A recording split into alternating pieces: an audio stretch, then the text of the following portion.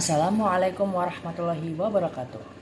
Perkenalkan, nama saya Andika Muhammad Hasbuloh dengan NIM 17066241185. Saya dari Prodi S1 Akuntansi Universitas Negeri Jakarta tahun 2024. Pada kesempatan kali ini, saya akan menjelaskan kasus hak cipta terkait materi hukum bisnis yang diampu oleh dosen Bu Yeti Lastuti, SPD MSE.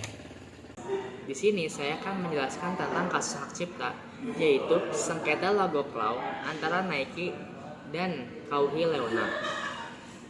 Sengketa logo ini berawal dari gugatan yang dilayangkan Leonard terhadap Nike pada Juni 2019 dengan tuntutan pendaftaran hak cipta secara tidak sah atas logo Cloud yang disebutnya dibuat sketsanya semasa masih kuliah dengan arsiran tangannya disertai dua huruf awal namanya KL dan nomor 2. Nike lantas melayangkan gugatan balasan menyebut logo Cloud sebagai karya dari tim desain berbakat mereka.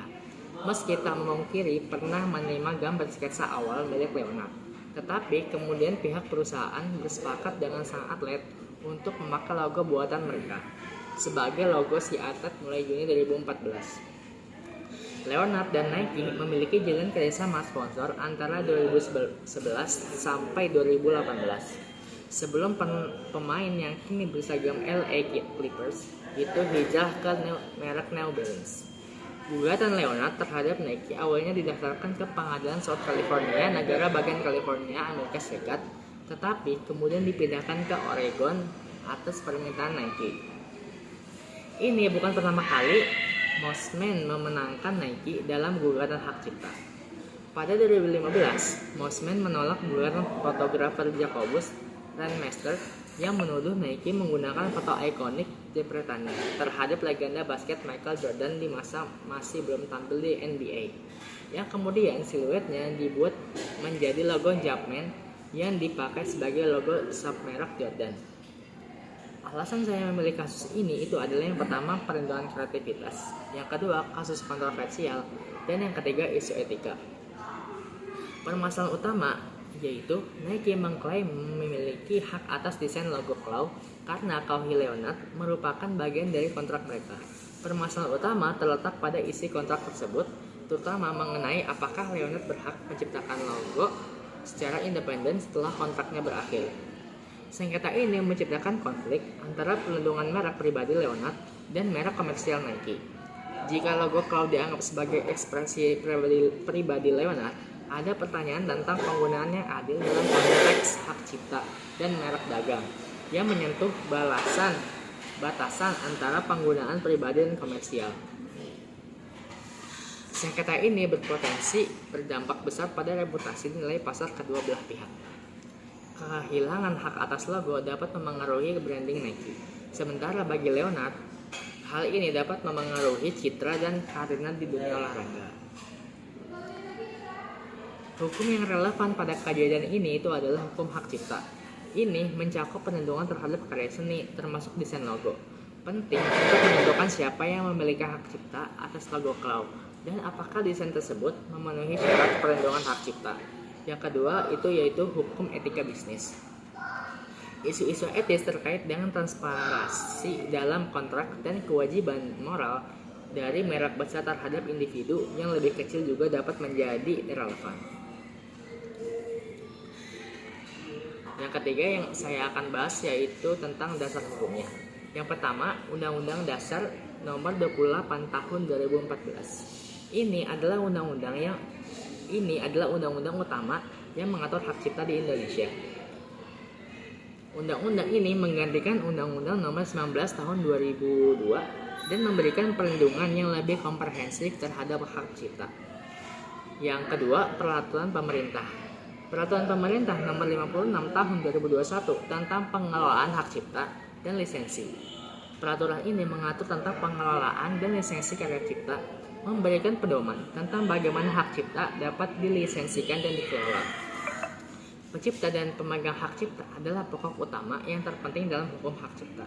Yang dimaksud pencipta harus mempunyai kualifikasi tertentu agar hasil karya dapat dilindungi. Seorang pencipta harus mempunyai identitas dan status untuk menentukan kepemilikan hak. Pada dasarnya, seseorang yang membuahkan karya tertentu adalah seorang yang pemegang hak cipta. Yang ketiga itu putusan pengadilan. Dalam putusannya, pengadilan mempertimbangkan beberapa faktor. Yang pertama yaitu perbandingan logo. Pengadilan menganalisis kesamaan antara logo Nike dan logo KL. Jika logo tersebut dianggap cukup mirip, ini dapat memicu pelanggaran merek dagang. Yang kedua, konteks penggunaan. Pengadilan juga mempertimbangkan bagaimana kedua logo tersebut digunakan dalam konteks yang berbeda, yaitu dalam pemasaran dan branding. Selanjutnya, saya akan membahas tentang solusi dan rekomendasi. Rekomendasi penyelesaian yaitu yang pertama dengan negosiasi dan mediasi. Pendekatan negosiasi, yang pertama pendekatan negosiasi, yaitu kedua belah pihak dapat melakukan negosiasi secara langsung untuk mencapai kesepakatan yang saling menguntungkan. Ini bisa mencakup lisensi penggunaan logo atau pembagian hak atas desain. Yang kedua, mediasi. Melibatkan mediator yang netral untuk membantu kedua pihak dalam menyelesaikan sengketa. Mediasi dapat mempercepat proses penyelesaian dan menghindari biaya litigasi.